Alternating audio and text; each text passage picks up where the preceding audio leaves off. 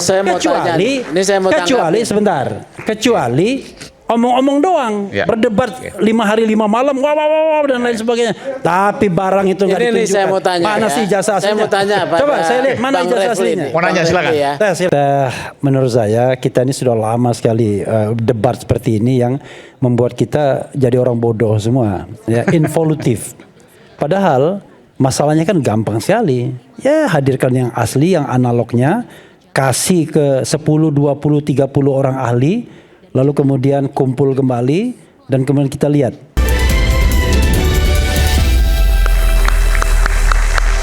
Oke. Tadi saya lihat ada mahasiswa yang mau bicara. Ini dekat mic. Siapa namanya? Baik, sebenarnya perkenalkan Bung, nama saya Muhammad Salman Faris, biasa dipanggil Salman. Dari? Dari Universitas Pancasila, Fakultas Ilmu Komunikasi. Oke.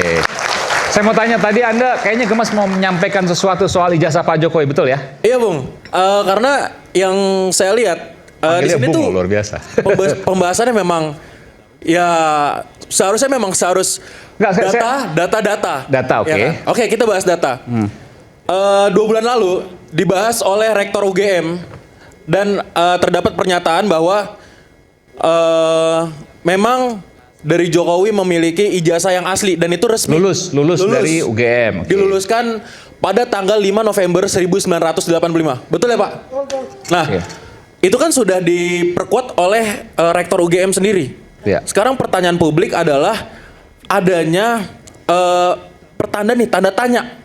Kenapa isu ini naik? Yang saya dengar dari Bung Lukas bahwa ada nih sumbernya bahwa adanya api-api yang memang menimbulkan pertanyaan apakah ijazahnya asli atau palsu. Enggak, saya tanya gini deh. Anda yakin atau tidak dari pernyataan yang disampaikan oleh Rektor UGM? Seharusnya ya? Yakin. Seharusnya yakin. Tetapi faktanya seharusnya kalau misalkan enggak, seharusnya yakin. Itu kan seharusnya. Ya. Yang saya tanyakan Anda. Ya. Yakin atau enggak? Saya yakin itu asli. Tapi yang bikin janggal adalah kok yakin tapi janggal? Karena kan sekarang publik ini dibikin artinya Anda ragu, dipermainkan. Okay. Iya, dibikin ragu oleh asumsi publik. Sekarang gini, Bung. Jadi awalnya Anda yakin, mayoritas dari Indonesia itu. Awalnya Anda yakin, tapi sekarang jadi ragu. Iya. Okay. Karena kan saya baru lihat nih dari datanya itu memang sudah diresmikan. Tapi kan timbul nih isu-isu yang memang jadi perbincangan publik bahwa ijazahnya palsu. Ya kan? Okay. Nah, kenapa pertanyaan ini bisa timbul? Gini, Bung. Rakyat Indonesia itu saat ini didominasi oleh masyarakat Gen Z. Yang dimana sekarang Indonesia itu berkembang dengan namanya teknologi. Kami tarik dengan teorinya Laswell. Bagaimana cara komunikasi itu memberikan efek kepada seseorang. Nah, apabila ada suatu hal informasi yang memang benar atau salahnya itu kembali lagi bersama orang lain yang memang bisa menerima secara pikiran atau tidak, gitu. Nah dari sini nggak sederhana gini deh. Anda kan awalnya yakin, sekarang Anda katakan jadi ragu. Apa yang membuat Anda ragu? Ya, yang membuat ragu karena adanya isu-isu yang terjadi nih, pertanyaan-pertanyaan yang ada. Kok Anda terpengaruh oleh isu-isu tersebut? Nah, dari terpengaruhnya ini kan jadi sumber tanda tanya, Bung.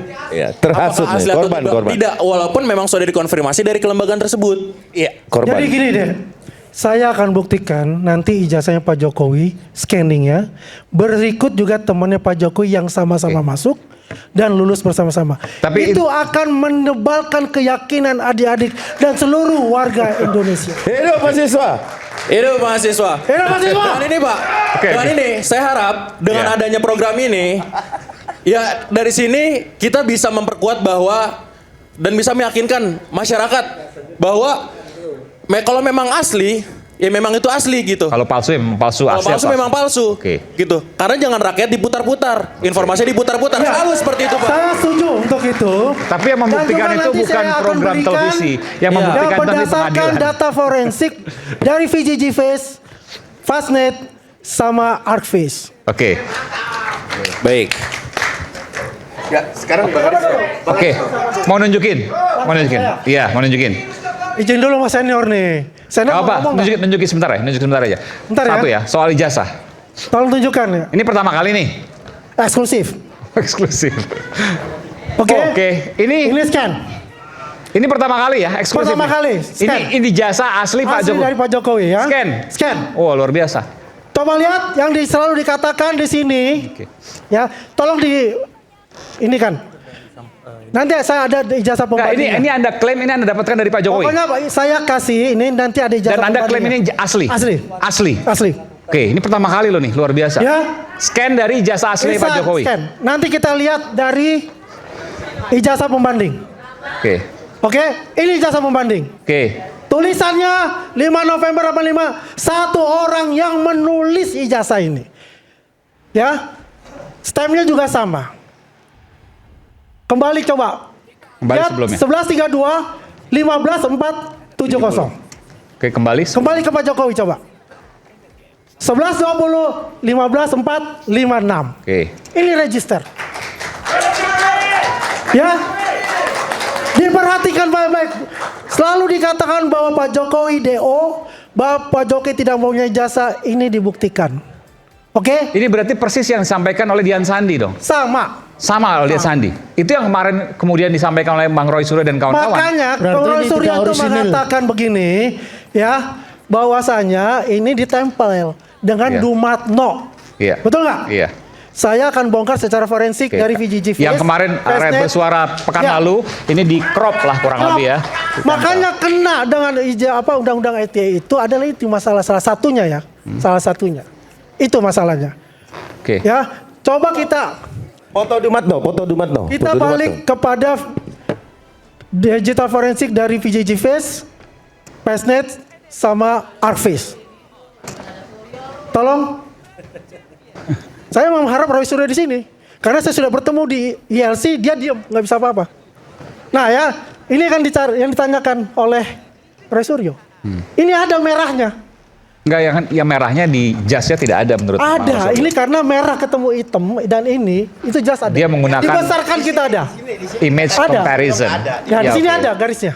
Asli. Ya, ada. Meskipun kan tidak terlihat, tapi nanti kita buktikan Ada, tempat saya yang bisa, lain. saya masih punya. Kalau dengan mata, besarnya. Mas Roy Suryo dan kawan-kawan kan mengklaim bahwa ia Diperbesar melakukan bisa, image ya, Bang. comparison. Jadi perbandingan Kalau kita foto. lihat di sini itu tidak bisa, tapi kalau kita lihat itu aslinya ada. Oke? Ya. Coba kita masuk ke VGG Face, Fastnet sama Arcface. Oke. Next. Oh, ini foto ini yang dibilang Dumatno. Ya. Tadi siang. Yang ini kan sebelumnya disampaikan ini Ini adalah Pak Dumatno sebelumnya. Iya, sebelumnya oleh Pak Dumatno, Bang Roy Suryo ya. dan kawan-kawan. Dumatno Budi Utomo. Tadi siang saya makan siang dengan beliau. Saya langsung mengklarifikasi apakah betul anaknya, kalau saya panggil dia Budi. Ini sahabat saya sebetulnya. Saya berbicara sekarang. Sahabat saya, Mas Budi, apakah betul anaknya Mas Budi itu mengatakan bahwa ijazahnya Pak Jokowi itu adalah foto Mas Budi? Itu adalah omong besar dan fitnah. Anak saya adalah anggota DPRD Solo, perempuan umur 25 tahun. Kemarin Bang Rustam yang bilang seperti itu. Ya, Makanya saya mau, karena saya gregetan juga kemarin itu pembohongan. kami juga hadir kan di sini Pembohongan kan. publik untuk itu. Ini saya menggunakan apa? VGG Face, Fastnet dan Arcface. Fastnet ini ada ditemukan 2012 oleh Google untuk mencari sistem syarat konvolusional yang artinya menilai dari face recognition. Ya, kalau ininya merah itu artinya false. Itu tidak identik maupun tidak menyerupai apa yang ada dalam data referensi. Oke. Ya, Dumatno, Budi Utomo atau Mas Budi kalau saya panggil dengan foto dari Pak Jokowi ijazahnya. Itu foto Pak false. Sama Data sekali tidak ada referensinya untuk itu. itu. Next. Coba. Next. Data referensi ijazah dengan foto waktu dia wisuda. Green artinya true, betul. Semua.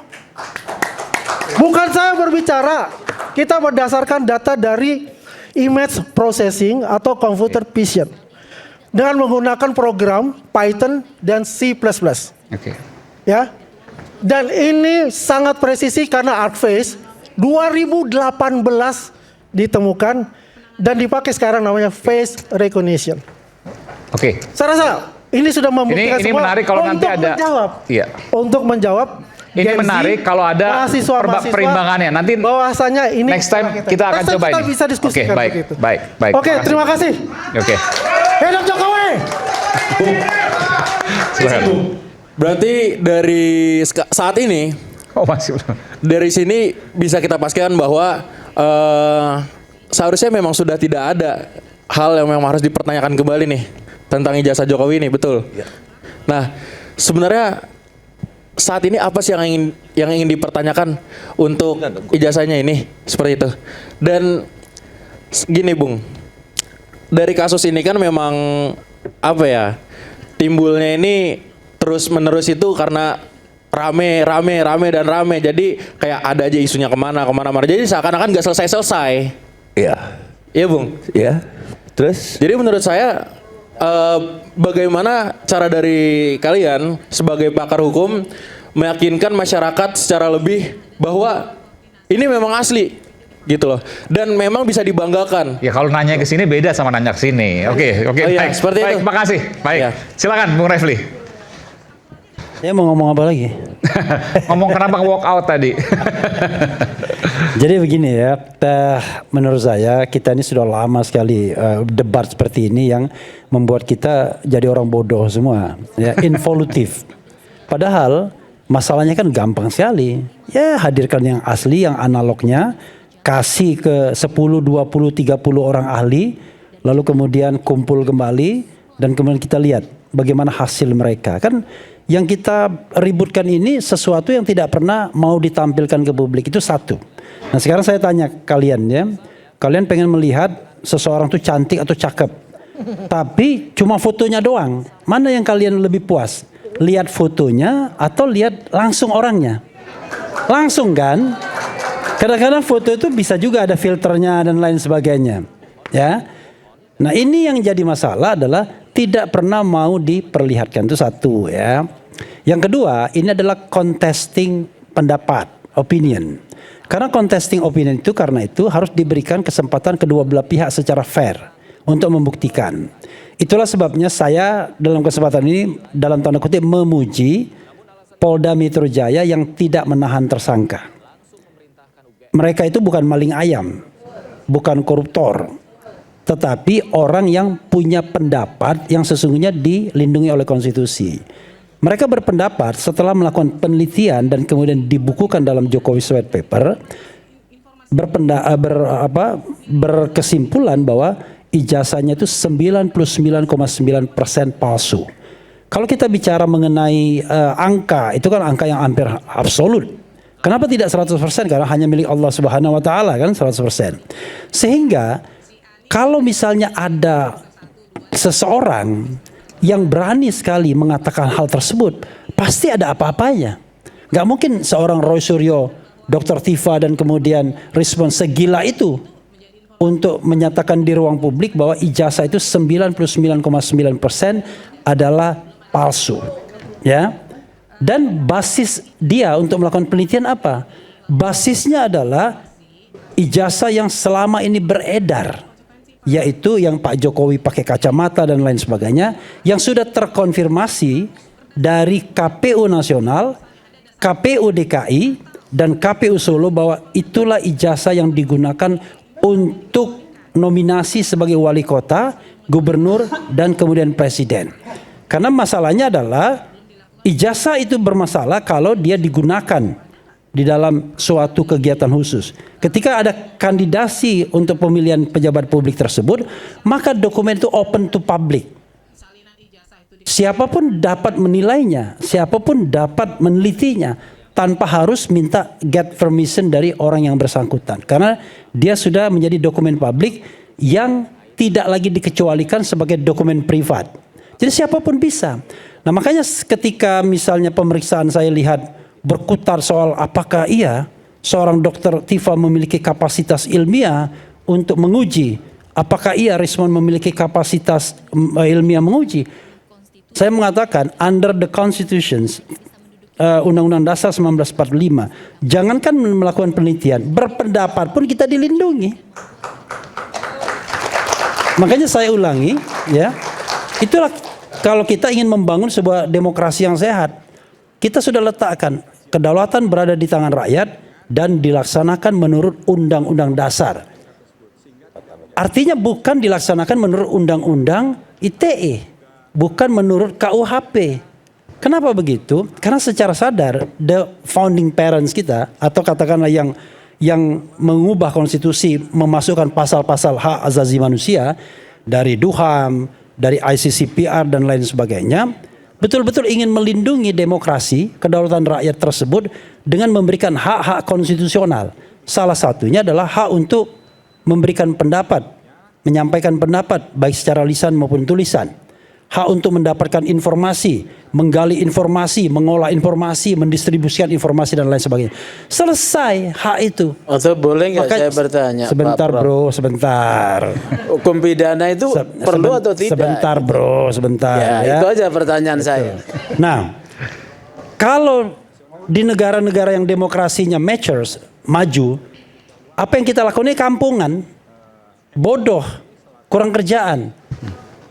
Masa hanya untuk menunjukkan sebuah dokumen yang sudah digunakan dalam fora publik, tiba-tiba kita bolak-balik kayak orang bodoh semua. Muter-muter ke sana kemari, berdebat ke sana kemari. Padahal tinggal tunjukkan saja. Hakim Arsul Sani sudah mencontohkan ketika dituding ijazahnya palsu, dia tunjukkan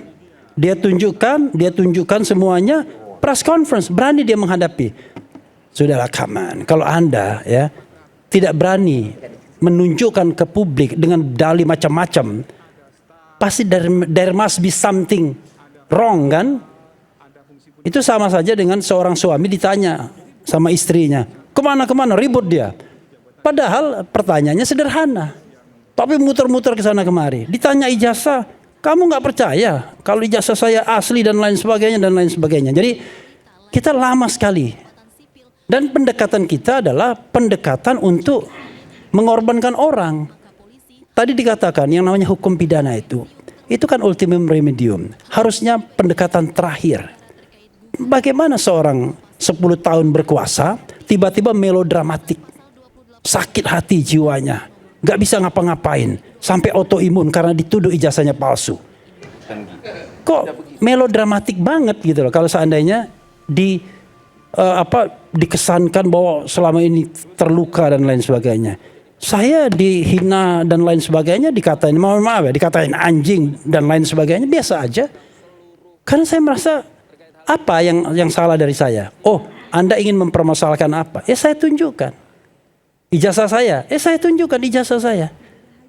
Apa yang mau kan prinsipnya adalah kalau kita mau bicara tentang yang namanya good governance, clean government, transparansi, partisipasi, kemudian hal-hal yang terkait dengan good governance secara keseluruhan, demokrasi, konstitusi dan lain sebagainya. Yang ini kan hal yang biasa saja dalam lintasan, apalagi sekarang era media sosial. Nah, kok jadi ribet bagi kita? Oke, ya. Nah, saya balik lagi. Karena mereka bukan maling, mereka bukan bromocora, mereka adalah para peneliti yang mau dikriminalisasi. Para peneliti yang mau dikriminalisasi? Iya. Anda garis bawah itu ya? Iya. Mereka para peneliti yang mau dikriminalisasi, maka menurut saya ada equal treatment ketika mereka tidak ditahan. Kenapa? Dengan demikian mereka paling tidak, walaupun kadang-kadang perspektifnya tidak balance gitu ya, paling tidak mereka punya kesempatan untuk mempersiapkan diri sebaik-baiknya ketika memang harus menghadapi dakwaan itu. Tapi mereka sekarang sedang cooling down dulu. Iya, cooling down, tapi mereka tetap menyiapkan materi. Bahan. Tapi di media mereka menahan diri. Enggak juga ya. Enggak juga ya. Sekarang ada di CNN. Bro, sebentar bro. Nah, karena itu menurut saya itu equal jadinya. Saya berharap bahwa saya setuju dengan Sugeng Santoso tadi. Jangan ditahan sampai kemudian prosesnya berakhir. Tapi alangkah lebih baik lagi kan. Ini kan kalau pendekatan pidana, kan Anda kok pengennya menghukum orang semua sih? Emang nggak bisa yang namanya restoratif justice. Memang tidak bisa sebuah kasus pidana itu sebenarnya nothing no case. Tapi kalau untuk resto harus permintaan tersangka tuh. Sebentar dulu, ini kan saya bicara tentang umum kan? Iya. Ya kan? Bicara tentang konsep umum gitu. Nah, apa nggak bisa kita sebagai bangsa kemudian kita menyelesaikan? Cuma menyelesaikan itu di atas kebenaran, bukan di atas kompromi. Nah, kebenaran itu adalah apakah ijazah Jokowi asli atau palsu? Kan itu harus dijawab dulu. Jadi misalnya begini, kalau kita pakai mekanisme hukumnya, kan sudah jelas tuh. Harusnya Pak Mahfud ngomong, Pak Jimli ngomong, Susnodo Aji ngomong, tidak bisa ditersangkakan dengan pasal fitnah dan pencemaran nama baik sebelum ijazahnya dibuktikan. Kalau seandainya Anda mau bicara tentang proses pidana. Dibuktikan di pengadilan. Iya, karena Anda kan imbangannya proses pidana. Kecuali kalau Anda cuma omong-omong doang. Kalau omong-omong ngapain kita pakai proses pengadilan. Tapi karena Anda ingin mempidanakan seseorang, maka harus ada pembuktian bahwa ijazah itu asli atau palsu based on putusan pengadilan. Makanya Pak Jimli termasuk orang yang mendorong. Kalau kita membuktikan ijazah dengan cara mendudukkan Roy Suryo sebagai pesakitan, Dr. Tipa sebagai pesakitan, atau dibalik Jokowi sebagai pesakitan, maka yang terjadi adalah kita menyasar manusianya dulu sebelum membuktikan barangnya asli atau palsu. Sekarang kenapa kita nggak selesaikan ini? Kalau memang benar-benar jantan dalam tanda kutip, ya kan? Ada fora yang bisa menyelesaikan ini. Sayangnya, unfortunately, semua pengadilan menghindar. Pengadilan Negeri Jakarta Pusat, Pengadilan Negeri Solo, Pengadilan Negeri Sleman menghindar, mengatakan kami tak berwenang. Bukan berarti tidak terbukti, bukan itu skor-skoran. Dia melakukan yang namanya menahan diri. Tidak mau melakukan sebuah ekspansi di dalam kewenangannya. Nah, lalu Pak Jimli bilang, kenapa nggak dibalikan Petun? Nanti Petun ngomong, lewat bro 90 hari. Sama, dia menahan diri juga. Karena itu harus ada breakthrough harusnya. Tetapi breakthrough itu harus tidak mendudukan orang sebagai pesakitan. Sehingga secara objektif dia sama-sama bisa membuktikan. Kalau satu pesakitan, satu tidak, maka itu tidak adil, sudah unequal treatment. Jadi menurut Anda kasus ini seharusnya tidak bisa dilanjutkan. Iya, karena belum ada pembuktian pengadilan apakah ijazah itu asli atau tidak. Iya, that's right. Karena kita bicara tentang imbangannya pengadilan. Kalau imbangannya pengadilan, maka ada pengadilan sebelumnya. Saya mau tanya. Ini saya mau kecuali tanggapi. sebentar. Kecuali omong-omong doang, berdebat 5 hari 5 malam, wah dan lain sebagainya. Tapi barang itu nggak ditunjukkan. Ini saya mau tanya. Mana sih ijazah aslinya? Saya mau tanya. Coba saya lihat mana Bang ijazah Refli aslinya. nih. Mau nanya, Bang silakan. Refli ya. Silakan. Forum pengadilan mana yang bisa dan berwenang Membuktikan. untuk menyatakan, bukan membuktikan dulu, Menyatakan asli atau tidak. menyatakan dalam putusannya, ya sebelum forum pidana nih, ya sebelum forum pidana nih, forum apa? Kan tadi Bang Refli mengutip ya. Sudah saya jawab. bahwa, tunggu dulu, kekuasaan negara kan dijalankan menurut undang-undang. Nah, undang itu kan kemudian ada tentang dalam sistem hukum kita, sistem hukum peradilan pidana kita. Tolong dijawab. Ya, saya dalam jawab kan? forum apa ya? Oke.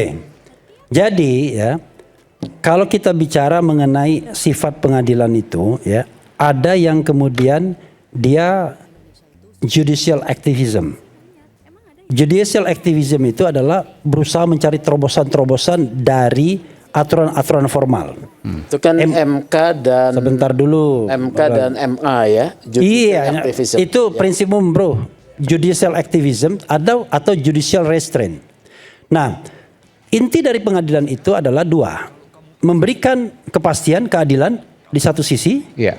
Dan di sisi lain adalah dia harus menjadi problem solver.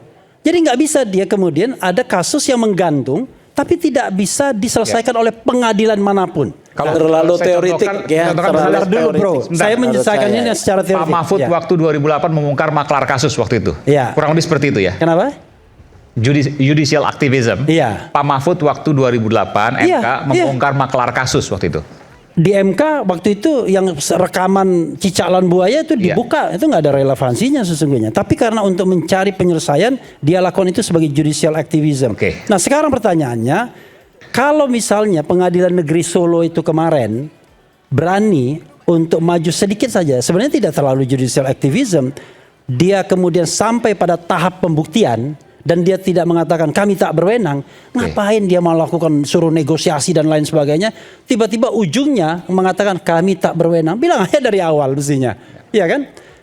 Kenapa? Karena tadi balik tidak bisa hukum pidana saja, kita melihat konstruk sosial politik yang ada. Emang ada hakim yang berani otak-atik itu saat ini? Kan itu, bro. Jadi kalau kita bicara dan pidana nggak selesai kita, karena nggak akan pernah bisa menyelesaikan Harus ada masalah secara terobosan. komprehensif. Karena Anda seperti gajah, orang buta lihat gajah, wah ini gajah ini ke telinganya Bisa ternyata jauh. segini dan lain sebagainya. Padahal kita tahu dimensi dari kasus ini adalah dimensi sosial politik dan lain sebagainya yang jauh lebih menonjol ketimbang masalah hukumnya sendiri yang pada pembuktiannya gampang sekali. Oke. Bang Tapi Refli kita ada- bicara mengenai suatu bangunan struktur kekuasaan yang akan hancur. Oke, Bang Kalau Refli. ini kemudian terbukti. Ada pertanyaan lagi, silakan. Ya, silakan. Ya, bahwa